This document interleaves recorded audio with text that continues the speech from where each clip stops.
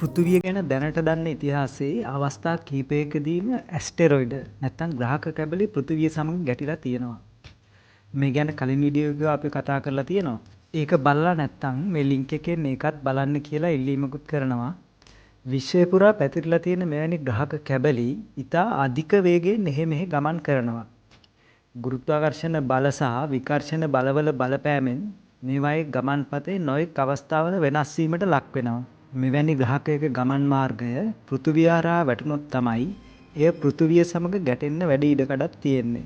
එවැනි තත්ත්වයක් ඇති වුණොත් ඒකට මුහුණ දෙන්න මේ වන විට නාසා ආයතනය සහ ලෝකයේ අනෙකුත් බලවත් රටවල් සැලසුම් කරලා තියෙන්නේ මොනවද?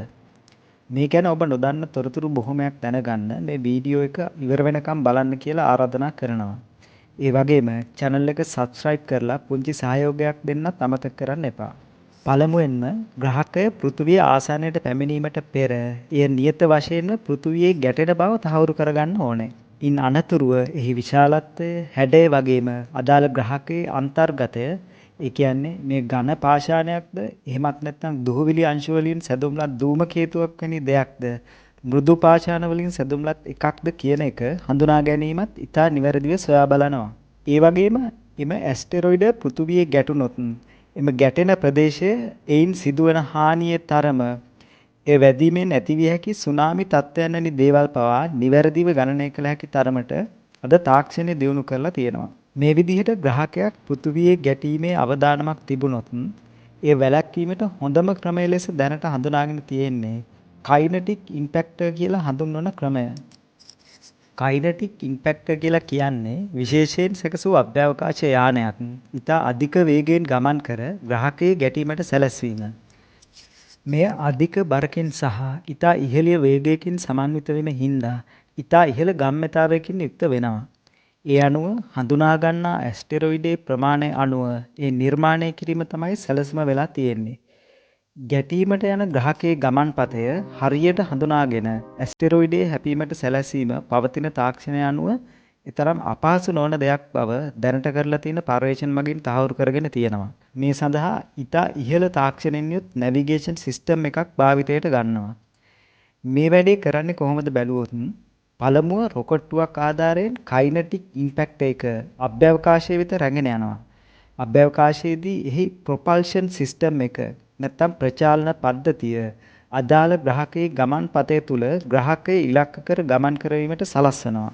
ඉන්පසුව කයිනටික් ඉම්පැක්ටර් එක ඉතා අධික වේගයෙන් ඇස්ටරොයිඩේ ගැටීමට සිදුවනවා. එම ගැටීමේදී ඇස්ටරොයිඩේ විනාශ වීම හෝ එහි ගමන් පතේ වෙනස් වීම සිද්ධ වෙන්න පුළුවන්. විශේෂයෙන් සූදානම් කර ඇති ටෙලස්කෝප් වලින් එහි අවසාන සිදුවීම නිරීක්ෂණය කරනු ලබනවා. ඒ අනුව ඇස්ටරොයිඩේ විනාශ වුණාද නැත්නම් එහි ගමන් පතේ වෙනස් වී ගමන් කරනවාද කියන නිගමනයට එන්න විද්‍යාඥයන්ට හැකියාව පවතිනවා. මෙම සංකල්පය ඊටාම සරල සහ පවතින තාක්ෂණය අනුව පහසුවෙන් ක්‍රියාත්මක කළ හැකි ක්‍රමයක් ලෙසයි සැලකන්නේ. දැනටමත් මෙම ක්‍රමය කුඩා පරිමාණයේ ඇස්ටරොයිඩ් යොදා ගනිමින් NASA Deep Impact Mission මෙහෙම මගින් සාර්ථකව අත්හදා බලලා තියෙනවා. මෙහිදී පවතින අභියෝගය තමයි ඉතා ඉහළ නිරවද්‍යතාවයක් පවත්වා ගැනීම. මොකද ඊටාම වේගයෙන් පැමිණෙන ඇස්ටරොයිඩේ නිවැරදි ගමන්පතය තුල ගමන් කර ගැටීමට සැලැස්වීම සඳහා ඉහළ නිරවද්‍යතාවයක් පැවතීම අනිවාර්ය වෙනවා. අනිත් එක තමයි ඇස්ටරොයිඩේ විශාලත්වය අනුව එහි බර සහ වේගය පවත්වා ගැනීම. ඊටාම අධික ස්කන්ධයක් ඉහළ වේගයකින් අභ්‍යවකාශය වෙත ගෙන යාමේ අභියෝගය මෙහිදී මතුවෙන්න පුළුවන්. ඒක තීරණය වෙන්නේ ගැටෙන ඇස්ටරොයිඩේ විශාලත්වය අනුව. මෙම ක්‍රමය අත්දැක බලපු මිෂන් එක තමයි The Double Asteroid Redirect Test නැත්නම් DART කියලා කියන්නේ. NASA ආයතනයේ 2021 දෙසැම්බර් 26 වෙනිදා ඉතා සාර්ථකව අත්දැක බලලා තියෙනවා. ඇස්ටරොයිඩය සමග ගැටීමෙන් පසුව එම ඇස්ටරොයිඩේ විනාශ වීමක් සිදු නොවුනත් එහි ගමන්පතේ සම්පූර්ණයෙන් වෙනස් වීමට ලක් වෙලා තියෙනවා.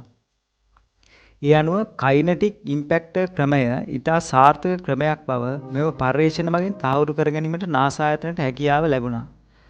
මෙම ක්‍රමය තව තවත් වැඩි දියුණු කිරීමට ලක් කරමින් NASA ආයතනය ඒ පිළිබඳව තවදුරටත් පර්යේෂණ කටයුතු වල නිරත වෙමින් ඉන්නවා. ඇස්ටරොයිඩික තර්ජනයක් ආවොත් ඒට මුහුණ දෙන්න සූදානම් ඉන්න තවත් ප්‍රධාන ක්‍රමයක් තමයි නියුක්ලියර් එක්ස්ප්ලෝෂන් නැත්නම් නියෂ්ටික පිපිරුමකට ලක් කිරීම. ඇස්ටරොයිඩේ අසලට ගමන් කර ඇස්ටරොයිඩේ ආසන්නයේදී හෝ ඇස්ටරොයිඩ මතදී පිපිරීමට ලක් කිරීම මෙහිදී සිදු කරනවා. එමගින් සම්පූර්ණයෙන්ම ඇස්ටරොයිඩය විනාශ කිරීම හෝ ඒ කැබලිවලට කඩා දැමීම එහෙමත් නැත්නම් එවැනි විශාල බලයක් යොදා ඒ ගමන් පථය වෙනස් කිරීම සිදු කරනු ලබනවා. මෙහිදී න්‍යෂ්ටික පිපිරුමට ලක් කරන ක්‍රම දෙකක් ගැන සලකා බලනවා. එකක් තමයි ඇස්ටරොයිඩය ආසන්නයට ගොස් න්‍යෂ්ටික පිපිරුම සිදු කිරීම. ඉතා විශාල න්‍යෂ්ටික පිපිරුමකින් පසුව එයින් පිටවන අධික ශක්තියෙන් ඇස්ටරොයිඩයේ ගමන් මඟ වෙනස් කිරීම සිදු කරන්න පුළුවන්. අනිත් ක්‍රමය තමයි ඇස්ටරොයිඩය මත න්‍යෂ්ටික පිපිරුම සිදු කිරීම. මෙහිදී ඇස්ටරොයිඩය කුඩා කැබලිවලට කැඩීම සිදු වෙනවා. මෙවැනි ක්‍රමයකදී පවතින ගැටලුව තමයි ඇස්ටරොයිඩයේ හැදිලා තියෙන ද්‍රව්‍ය සමහර විට ඉතා විශාල ශක්තියක් උරා ගන්නා ද්‍රව්‍යයකින් සැදුම්ලත් එකක් වෙන්න පුළුවන්. එහෙමත් නැත්නම් ඉතා ඝන පාෂාණයක් වෙන්න පුළුවන්. එවැනි තත්ත්වයක් ඇති වුණොත් අපේක්ෂා කරන සාර්ථකත්වය අත්කර ගන්න හැකියාව ලැබෙන්නේ නැහැ.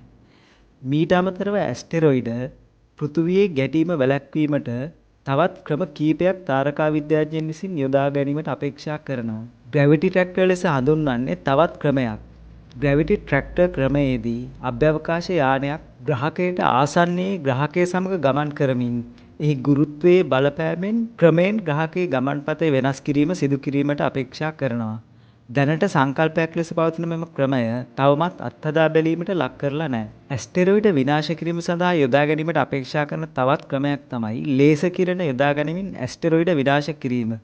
මේ පිළිබඳව නොයෙකුත් පර්යේෂණ සිදු කරන නමුත් තවමත් මෙම ක්‍රමය අභ්‍යවකාශයේදී අත්හදා බැලීමක් සිදු කරලා නැහැ. මේ ගැන ඔබ දන්න තවත් තොරතුරු තියෙනවා නම් පහලින් කමෙන්ට් එකක් දාන්න. ඒ වගේම channel එක subscribe කරලා සහයෝගයක් දෙන්න කියලා පුංචි ඉල්ලීමකුත් කරනවා. බොහොම ස්තුතියි.